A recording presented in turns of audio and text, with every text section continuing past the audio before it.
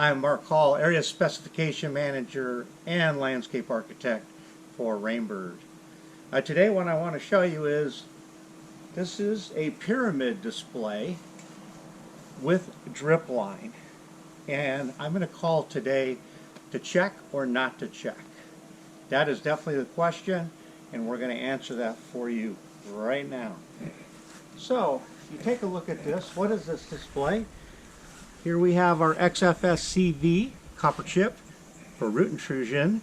That's in the emitter, and we also have a 10-foot check valve, which is impressive. It is actually the biggest check valve in the market. On the other side, we have XFD, which is a non-check valve product, which many of our competitors actually have. We're going to show you how that works.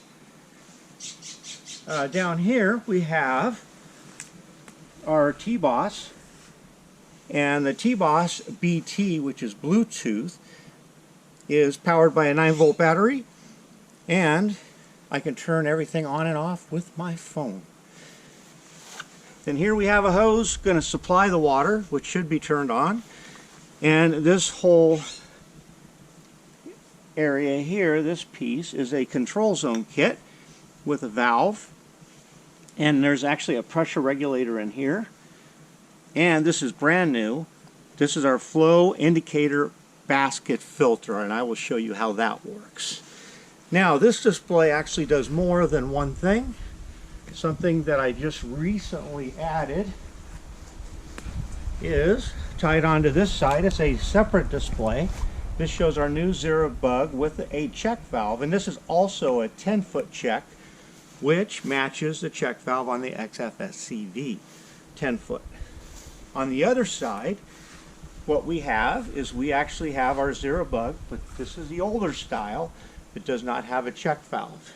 So we have all the non-check valve area on this side, and on this side we have all of the check valve. And you can see they're at different elevations, totaling about 3.5 vertical feet. At the end of the system, this is great to have. It's an operation indicator stick, and what this will do is when it pops up, it tells us that there's at least 20 pounds of pressure. That way we know that the emitters are all running. So I'm going to go around here and grab my phone, and let's see if we can get this thing working. So looks something like this. And hopefully you can see it. I'm going to hit manual water. Station 1, we only have one. And I'm going to start this up, see if it works. I hear something. You can see the operation indicator stick is up, 20 psi. And you can see all the drippers going. Now the only ones we're really concerned with right now are obviously these cups, right down the middle. So the flow rate of this is a 0.6 gallon per hour. The flow rate of the other one is also 0.6 gallon per hour. Make sure that we get a good comparison between. Okay, so right now I just turned off this particular valve that's running this system. Now we'll wait a little bit. We're not going to wait all day here. That's why I'm going to turn this on and off to simulate like a cycle and soak, something that you would do on a slope or even on a flat area. And another thing to mention, because there's no air in this particular drip line, you do not need an air relief valve. On this one you do. Alright, so the operation indicator stick actually just went down, and you can see right here that all three of these, there is no water dripping out of those, which means the check valve is doing what it's supposed to. Now, if you come over here, you're going to see on the non-check valve, at least I think you will, there's actually the water stop here at the top. It's still dripping in the middle, and it's continuing to drip on the base. So what does that mean? Uneven watering. It's exactly what we don't want.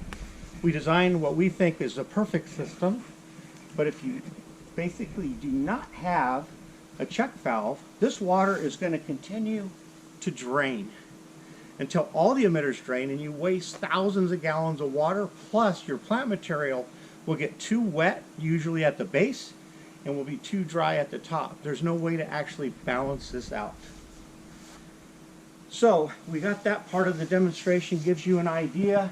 Now what we're going to do is we'll make sure that there is no additional water, which I see a little bit, in these cups.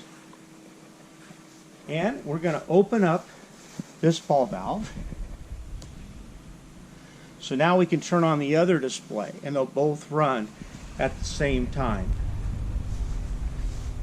Here it comes. So you can hear it running. Now these are 2 gallons per hour. Remember, these are 0.6. So they're going to put out a lot more water, which means this is going to happen much more quickly than the other side on the demo. That side continues to run. Ignore that for now.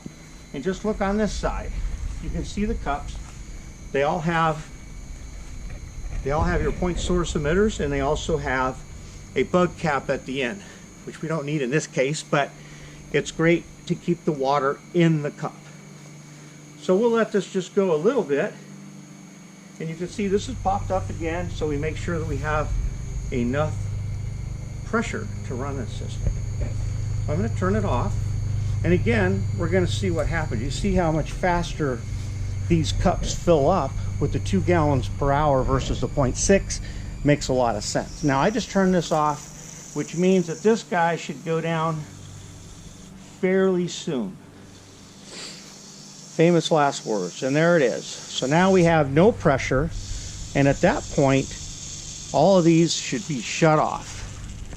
And as far as I can tell, it doesn't look like there's any extra water coming in here. But if you go again to the non-check side, look what's happening.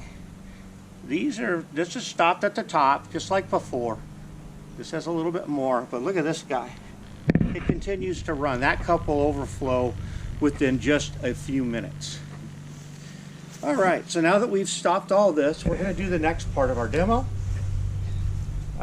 which is the flow indicator basket filter. So what's unique about this is now we can actually look at how much flow that we have. So I'm going to turn this on. Now, granted, this is a very small system, so it's not going to show a lot of flow, but as it turns on, you can see about where it is. Right here, you're only looking at a minimum of even less than 1 gallon per minute. This goes all the way to 30. So what we'll do for now is we're going to move this over to about where it is. So if you go on this side, it's means you need to clean the filter. If you go on this side, it means you have a leak. So we will simulate a leak. So how are we going to do that? Good question. We're going to come over to this side of this tree, and I'm going to actually take this head off like this. I'm going to simulate that we actually have an issue here. And how is this going to figure this out? I don't know. We'll have to find out now. So let's turn the ball valve on, would be a good idea. And then we turn that on. And we're going to turn the water on. Now, come over here and take a look at this. Now how much, look at, we've got 8 gallons per minute instead of 1. What does that mean? It means there's a leak. And as you can tell, on the end of the system, there is a leak. And that's quite a bit of flow. So this you can do live. You can open up the valve box, you can take a look at it, you can see where it was set. You always want to set it with what the flow is supposed to be, or the actual live flow. Then when you do have a leak, if you got a problem, you can look in the box and say, here, wow, I've got 7 gallons per minute with too much flow. Anyway, that's all we have. I just wanted to give you an idea of a check versus a non-check. Obviously, check is the way to go.